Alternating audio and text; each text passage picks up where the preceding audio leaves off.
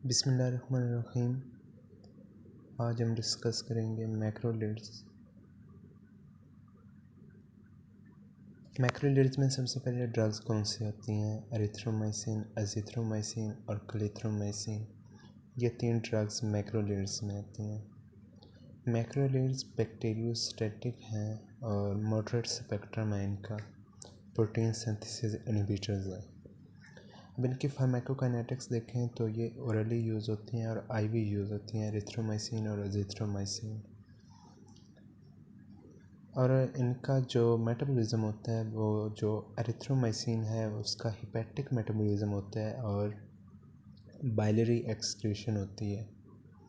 जो है एजिथ्रोमाइसिन वो अनचेंज्ड फॉर्म में रिमूव होती है यूरिनरी सिस्टम से। और जो है क्लेथ्रोमाइसिन उसका हिपैटिक मेटाबॉलिज्म होता है और उसकी रेनल एक्सक्रीशन होती है। जो है एजिथ्रोमाइसिन उसकी लॉन्ग हाफ लाइफ है 2 to 6 डेज़, जबकि एरिथ्रोमाइसिन और क्लेथ्रोमाइसिन उनकी शॉर्ट हाफ लाइफ है as compare to azithromycin almost 3 to 4 hour. Mechanism of action की बात करें मैक्रोलिड्स की तो ये बाइंड होती हैं लार्ज सब यूनिट ऑफ राइबोसोम 50S से और ये इनहिबिट करती हैं ट्रांसलोकेशन को, यानी जब movement of ribosome along the messenger RNA इसको इनहिबिट करती हैं।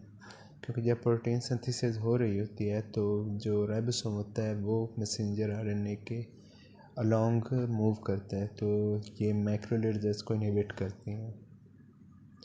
एंटी माइक्रोबियल स्पेक्ट्रम इसका as compare to tetracyclines short है, मॉडरेट है, जबकि टेट्रासाइक्लिन्स का था ब्रॉड स्पेक्ट्रम था। तो ये एक्ट करती हैं ग्राम पॉजिटिव कोकाई पे और सम ग्राम नेगेटिव कोकाई पे, क्लेमीडिया पे, माइकोप्लाज्मा पे और कैम्फाइलोबैक्टर पे। और इसके रेसिस्टेंस मैकेनिज़्म 3 है।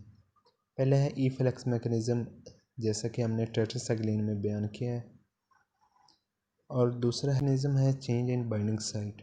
कुछ बैक्टीरिया मेथाइलेज प्रोड्यूस करते हैं जो बाइंडिंग साइट की मेथाइलेशन करवा देते हैं, जिसकी वजह से ये ड्रग मैक्रोलिड्स बाइंड नहीं हो सकती बाइंडिंग साइट की वजह पर और अपना एक्शन परफॉर्म नहीं कर सकती। और तीसरा है एस्ट्रेजेस, ये ड्रग को मेटाबोलाइज कर देते हैं मैक्रोलिड को, जिसकी वजह से वो अपना एक्शन परफॉर्म नहीं कर सकती और एलिमिनेट हो जाती है बॉडी से। अब हम मैक्रोलिड्स के क्लिनिकल यूजेस देखें तो जो एरिथ्रोमाइसिन है उसके यूजेस हैं नमोनिया में यूज़ होती है और नमोनिया काज होता है लेजनेला से, माइकोप्लाज्मा से और क्लेमीडिया से। इनसे जो नमोनिया काज होता है उसके ट्रीटमेंट के लिए एरिथ्रोमाइसिन यूज़ होती है। एच पाइलोरी इन्फेक्शंस के लिए भी एरिथ्रोमाइसिन यूज़ होती है। पेप्टिक अल्सर हो गया, इस तरह के जो एच पाइलोरी काज करती है इन्फेक्शन। और कुछ जीआईटी दूसरे इन्फेक्शंस हैं, उनमें जो काज होते हैं कैम्फाइलोबैक्टर से और कुराइनोबैक्टीरियम से, तो उसके लिए भी यूज़ होती है एरिथ्रोमाइसिन। सेक्सुअली ट्रांसमिटेड डिजीज़ में यूज़ होती है, जो काज होते हैं क्लेमीडिया से और सिफिलिस, गोनोरिया, इनमें भी यूज़ होती है एरिथ्रोमाइसिन। और ग्राम पॉजिटिव कोकाई के इन्फेक्शंस के लिए भी यूज़ होती है।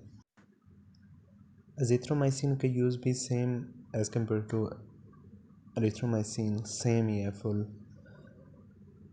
जबकि मेजर इसका यूज़ जो होता है वो हीमोफिलस इन्फ्लुएंजा और नसीरिया के अगेंस्ट होता है। और दूसरा जो है क्लेथ्रोमाइसिन, उसका भी यूज़ सेम एज़ एरिथ्रोमाइसिन ही है, जबकि मेजर जो यूज़ है वो है प्रोफाइलैक्सिस फॉर माइकोप्लाज्म एवियम की प्रोफाइलैक्सिस के लिए यूज़ होती है क्लेथ्रोमाइसिन और एच पाइलोरी इन्फेक्शन के अगेंस्ट। जो माइक्रोलिड्स की ओवर यूज़ की वजह से जो एडवर्स इफ़ेक्ट काज होते हैं वो है GIT irritation, skin rashes, eosinophilia और एक और है हाइपरसेंसिटिविटी इंड्यूस्ड हिपेटिक नेक्रोसिस, ये काज होती है इससे माइक्रोलेट्स से। और जो है एरिथ्रोमाइसिन, ये ब्लॉक इनहिबिट करती है हिपेटिक एंजाइम को, साइटोक्रोम P450 को। तो ये ड्रग इंट्रैक्शन कॉज करती है मेजरली। ड्रग के लेवल जो इन मेटाबोलाइज हो रहे होते हैं साइटोक्रोम P450 से, जब ये उसको इनहिबिट करती है तो वो उन ड्रग्स के लेवल इंक्रीज़ हो सकते हैं, जैसे डाइजॉक्सिन और दूसरी ड्रग्स।